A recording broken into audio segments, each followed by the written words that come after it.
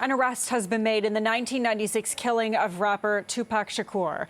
Dwayne "Kefty" Davis has been charged with murder with the use of a deadly weapon in the 1996 killing. Davis has long been known to investigators and has admitted that he was in the Cadillac from which the gunfire erupted in the drive-by shooting. Shakur was 25 when he was gunned down in a drive-by shooting on the Las Vegas Strip 27 years ago. Davis previously implicated his now deceased nephew in the shooting. A Clark County grand jury has indicted Dwayne Keith Davis with 1 count of open murder with use of a deadly weapon with a gang enhancement. Davis will appear in court in the next few days or so for a hearing to determine his custody status and to set a jury trial date. This grand jury has been receiving evidence for months and has determined there is sufficient evidence to justify the filing of this criminal indictment. Well, I know there's been many people who did not believe that the murder of Tupac Shakur was important to this police department. I'm here to tell you that was simply not the case. It was not the case back then, and it is not the case today. Our goal at LVMPD has always been to hold those accountable and responsible for Tupac's violent murder accountable, just like we do for every homicide victim in our city. Every single victim, every life that is lost is important and remains a priority to this police department. For more on the significance of this arrest, we are joined live now by Kirk Burkhalter, a law professor at the New York Law School and retired NYPD detective. Good to have you on. Thanks for taking the time. Good morning. So I first want to just get your reaction to hearing about this arrest so long after the actual murder happened. What do you think? Just absolutely amazing. This is a case that, probably one of the most infamous cases within the music industry. It's been almost 30 years.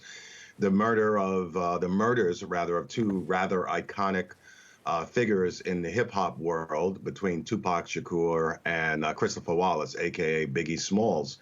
And there's been so much speculation about the murder over such a long course of time. And then, of course, Dwayne Davis is known or was known to the police and met with the LAPD in 2010. But finally, after a culmination of events and probably Mr. Davis's own doing from opening his mouth too often, we finally get this arrest. So it's been such a long time coming, and this was really a seminal cold case. Yeah, and it's been such an interesting timeline as you kind of laid out. I would love for you to maybe better explain what a proffer agreement is, because as you just mentioned, we know now from police that Davis actually, in a way, confessed to his role in the murder back in 2009-2010 timeline. So in 2010, Davis, in some way, shape, or form, either confessed or discussed his role in the murder, probably stating more so that he was a witness more than anything else. He admitted being in the car, a white Cadillac, where the shots were fired that ultimately ended Tupac Shakur's life. This was part of an agreement that he wouldn't be prosecuted for providing this information. And certainly with these agreements, they tend not to absolve one of criminal liability should the police find out later that this person wasn't being completely truthful, or there was certainly evidence that that would implicate them in a crime, such as murder.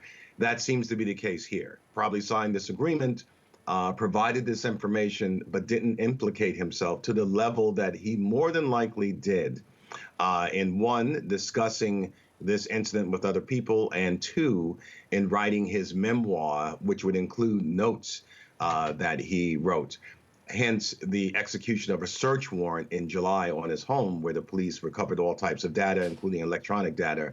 And that's probably what implicated him in this murder and violated his proffer agreement. Okay, that does make a little more sense now. How solid, though, do you think this case is against Dwayne Keith Davis when it's not clear for sure? You know, it's been so long that he was the person who actually pulled the trigger. I mean, can you explain how this works under Nevada law as well? Certainly. So he's being charged under accessorial liability and theories of conspiracy liability. If one drives the getaway car while another person robs a bank, both parties are liable for all the foreseeable crimes and all the crimes that do occur. Say that person that goes in the bank shoots someone and kills them, well, the getaway driver is also liable.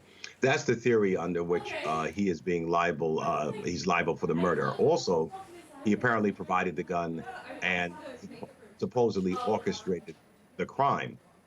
The issue here, however, is that there's very little forensic data, more than likely, or evidence connecting him to the crime. It's been 27 years after all.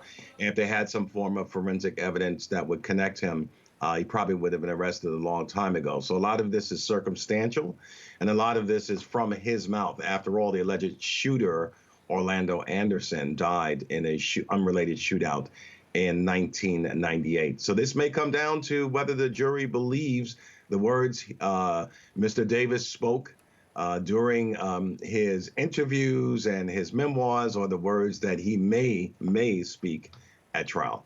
We'll have to wait and see. And just before I let you go, you mentioned those 27 years. It seems like a long time, but in this context of a case such as this, I'm not sure if it is a long time. In what other ways could the length of that time affect any trial evidence involved in this case, maybe? Well, certainly technology has advanced and improved for quite some time. And also you had so many people involved that didn't want to speak up at the time. When I say involved as witnesses, didn't necessarily want to speak up at the time. So that's juxtaposed with the fact that Tupac Shakur is a public figure, was a public figure, remains a public figure, somewhat of an icon. So it has been in the mind of the public for quite some time. So this is not your typical 27-year-old case. And a lot of eyes will be on this case, and that will certainly affect the outcome. Definitely. Professor, it's been so good to get your insight on this. I appreciate you coming on. Thanks for taking the time. You're quite welcome. My pleasure. That is Professor Kirk Burkhalter, a law professor at the New York Law School and retired NYPD detective.